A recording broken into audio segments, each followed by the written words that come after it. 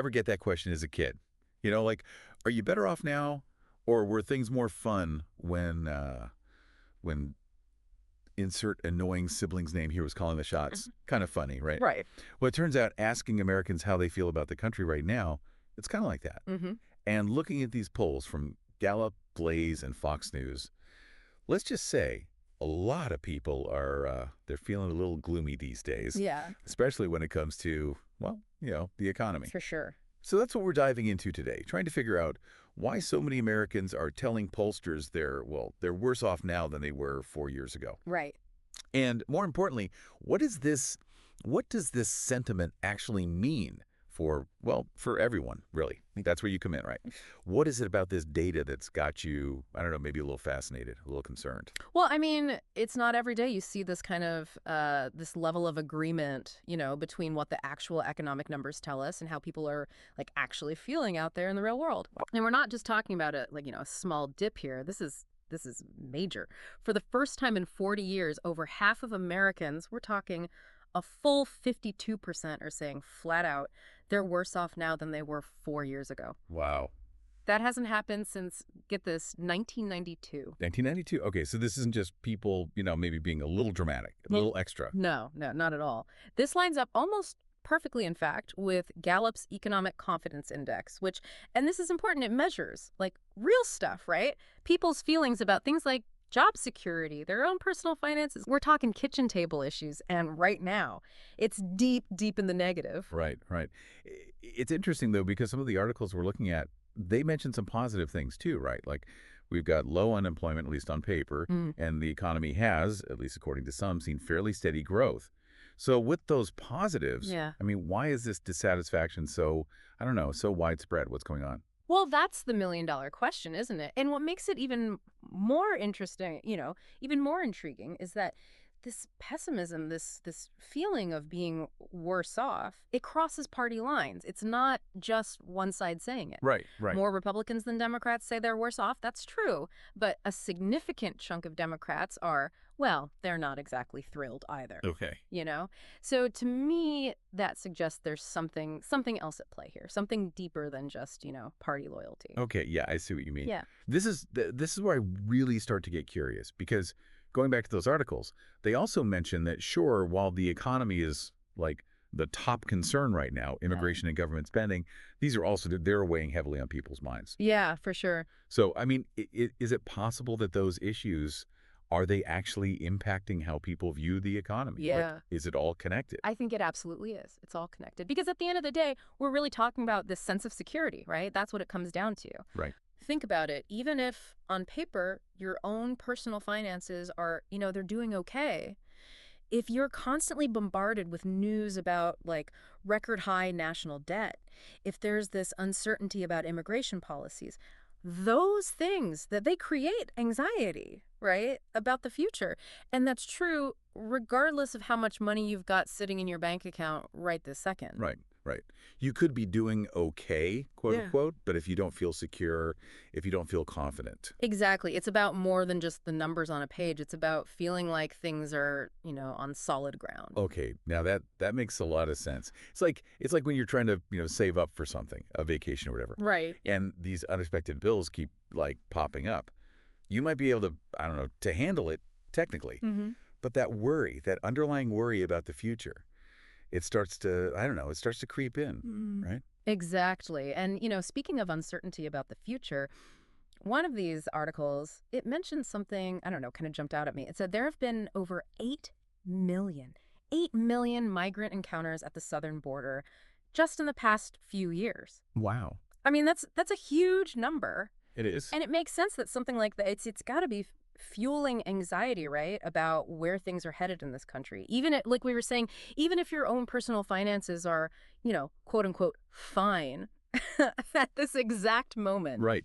8 million. I remember like seeing that figure and just thinking, okay, whoa, hold on. That's got to be impacting how people see things. But it's not just immigration, is it? The articles also talk about how those quote unquote positive economic indicators are being overshadowed by this constant stream of negative news. It is. It's a classic example of that whole perception is reality thing, Mm-hmm. Here, think of it this way. Imagine you're trying to, like, I don't know, bake a cake, right? Okay. You've got all the right ingredients, you've got the best recipe, but your oven, it keeps like fluctuating. Oh, no. It's too hot, it's too cold. Oh, I hate when that happens. It doesn't matter how good those ingredients are, right? Right. The end result, it's probably going to be a mess. Yeah, no one's going to want to eat that cake. Exactly. And it's the same thing here. We've got, okay, low unemployment, that's a quality ingredient. Right. Right. But then we've got, inflation fears. We've got rising national debt. That's the oven going haywire. That's the oven, yeah, making all that noise, not heating. Right. And suddenly it's like, even if you technically, followed the recipe, you're left with a cake that nobody wants. It's just, yeah, no one wants a burnt cake. Yeah. So we're dealing with this mix of, well, I mean, legitimate economic worries, right? Like Oh, yeah. inflation's real, that's a real thing. But it's layered on top of these larger anxieties about immigration, about government spending, and just this feeling that things are, I don't know, things are just unstable. It's like, no wonder they're feeling a bit on edge.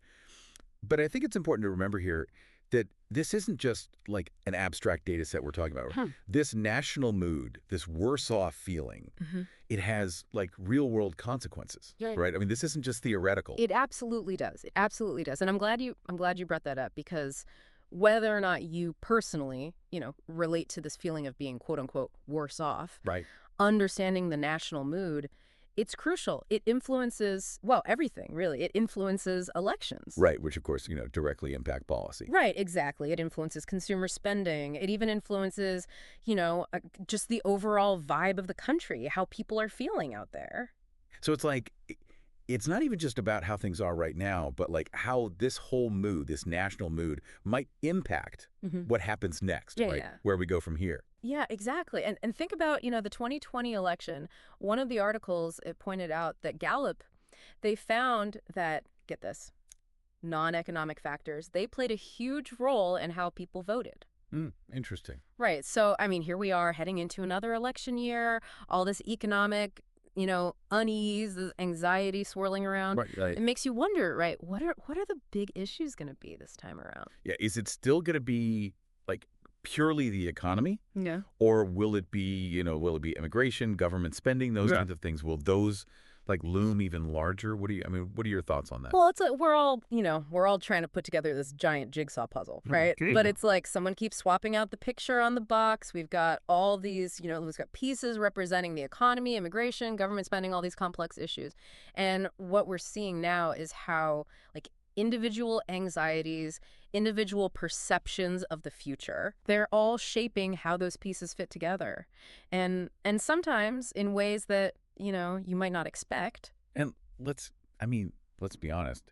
It's not like any of these issues, they don't exist in a vacuum, right? No, not at all. It's all tangled up, interconnected, which makes it, that much harder to figure out, okay, what's really driving this feeling of being worse off? It does. Let alone how to actually make things better. Exactly. And that's why now more than ever, it's crucial for people to stay informed, to engage in thoughtful conversations, even when those conversations are difficult, even when they're about, tough subjects, and to be wary of anyone who's, Who's offering the simple solutions. Right, those silver bullets, they rarely actually exist. They rarely do. The reality is we're all in this together. We're all navigating a future that, let's be honest, it feels very uncertain these days. It does. It's interesting. You started by saying how, it's not often that the data and like the public sentiment, Right. they line up this neatly. Right. Which, I mean, that's fascinating in its own right. It is. But I think as we've, kind of gone deeper here, it's become clear that those numbers, they only tell us part of the story. They do. Numbers are important. They're a starting point, but they don't capture everything. Right. They don't capture the why. Exactly. It's understanding the why behind those numbers, the anxieties, the perceptions, all the things that are, that are shaping those numbers. Right. That's what helps us, I think, make sense of this very complex world. It does. So as we, kind of start to wrap up our deep dive here, our deep dive into the national mood. Yeah. Here's something I think, maybe our listeners can sort of ponder, all right?